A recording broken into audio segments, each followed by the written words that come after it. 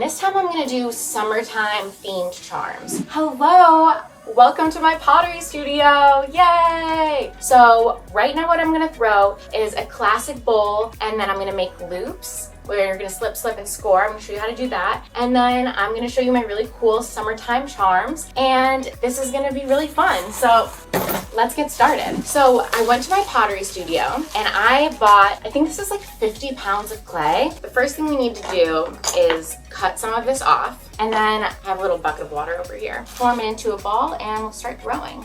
Now the tool I'm using is a cutter tool. So it's just wire, and so clay cuts really easily. So seriously, the wire is perfect, it cuts it. But the thing about clay cutting so easily, the best part and the worst part, is you have to have short nails. So my nails are very cut short because sometimes you'll be making pottery and a nail can just whoop, cut your whole piece off. So I just leave my clay like this, wrapped with a ponytail.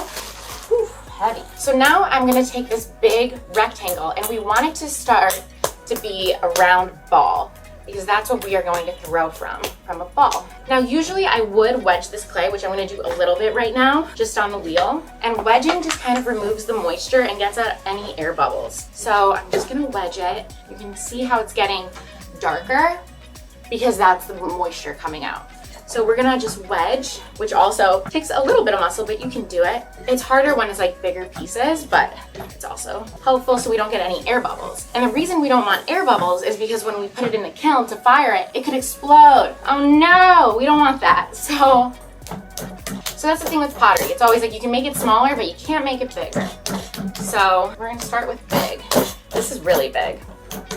Now I have my bucket of water here. So first thing I want to do is center it. So what I'm going to start to do is I'm going to start, press that down, with my 2 fingers, and I'm going to go on the bottom right here, like on the wheel, and I'm just going to press it in to the wheel just to make sure it doesn't pop off. Now if you've seen my first pottery video, it went so viral, it had millions of views because it kept popping off, because I just didn't know that you had to suction it down. I was pulling too hard and it was just popping off. So we want to get it centered, and what you want to do is put your elbows into your thighs. Now this strap is going to be coming down the whole time, so I'm just going to let it go. So you want to securely put your hands into your thighs because that's going to give you more control. And you're going to glide up with your palms and your fingers. Everything is gliding up.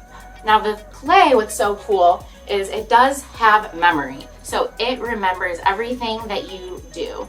So each move should be intentional and with purpose. So now what I'm doing now is called coning, and this is to get any air bubbles out and to just stretch the clay and get it ready. It's kind of like stretching before a soccer game, just to make sure you're good. And this is a perfect time, again, to seal it to the bottom. Okay, so the clay is like feeling quite centered. And now this is a part that I've always had trouble with. It took me a really long time to learn, and I still make mistakes doing it all the time. So what you do is you cup your hands like this, and you're gonna go forward to go down, because we wanna start, since we're making like a vase and we want it to be wider, we can't pull from this high. We need to start low and then go high. So you kind of push forward and you just push down. That adds some more water because I can feel it getting a little dry, and I just really in control with my legs here. And I just wanna make sure that's nice and centered. So I'm using my fist. I can feel that it's not quite centered. It's a little wobbly. But we are gonna fix that. Now it's centered and nice. So now I'm gonna use my wooden rib, and it took me a long time to get used to using tools. Like, it's okay to use tools in pottery. If your hand can't, get it right, the tool can. So we're gonna make it nice and straight with this tool, just to make sure we're nice and centered. And I'm also gonna hold the other side. See how my hand is here and here? And that's just keeping control of the clay and making sure it's nice and even. Okay, that nothing loses control. So it's kind of like the clay wants to be in control, but we have to be like, no, I'm in control. So we need to use our hands. And then I'm gonna make it a nice little straight top here. Perfect. So now I'm going to take my 2 fingers in the center, and I'm gonna go down nice and deep. Okay, now what I'm gonna do is pull it open. So what you wanna do when you're pulling it open is to also have a finger go across so it doesn't start to wobble. It's really always a tango with pottery. So it's so important to hold your focus. So a fun fact about making pottery at home is that you cannot put clay down the drain. Like, you cannot wash your hands in your kitchen sink and like throw some clay down there, because the clay will completely ruin your like system, your sewage system, like your pipes. So I actually keep all of my spare clay in a big bag, and then I take it to my pottery studio and I discard it there. So I wash my hands and then I like put any extra clay from my hands. Okay, and here we go. She is all finished. How adorable is this? Can you see it? Look at these summertime charms. So this is great for like having a plant in it. It's a vase. You can put whatever you want in it. You can put your jewelry in it. It's just a cool centerpiece. You can eat ice cream out of it, whatever you desire. It's now available on the Sune app. Yay! So what I'm gonna be doing now with the bowl that you watched me throw on the pottery wheel is replicating these hooks. That is what we're going to do, but we're gonna use a different technique. Now, I'm very excited about this technique because I have not done it yet. It's gonna make it a lot more synchronized. Now let's continue making my bowl. I have my big bag of clay here, and then I have my bowl that we threw together. And I'm going to unwrap it. So now the bowl should be leather hard, which is about what we want. It's still pretty soft, so we can still play with it and mold it. We are going to take my hooks, and this is what we're going to use to insert, and then we are going to cover them with clay. And that is how we are going to make these hooks on this bowl, so we could add charms to this bowl. Now this might be actually the perfect shape.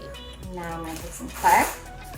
Now I could just leave this here and just have the hook, but I think I wanna cover it with clay. So I took it out, and now I'm going to just cover it with clay. So you can see how I covered half of it with clay. Now I'm going to just use a paintbrush to smooth it out.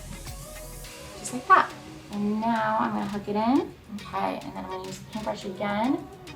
So here's my little hook. So I am going to spend probably 8 hours finishing this now. I have my 2 hooks on each side. So one here and one here. And what I'm gonna do with these hooks is I'm gonna string beads through the entire thing, and that's how they're gonna stay in place. So I'm gonna make like a necklace basically, and I'm gonna wrap it around once I finish glazing it. So I think that'll be really cool and pretty, and I'm really excited about it. So this will be available for sale on the Sune app, and I can't wait. So make sure you subscribe to our YouTube channel, follow us on Instagram at ShopSune, and I can't wait to see how this comes out. And I'm sure you're really excited about it too. And now we're gonna let her dry. Thanks for watching, bye.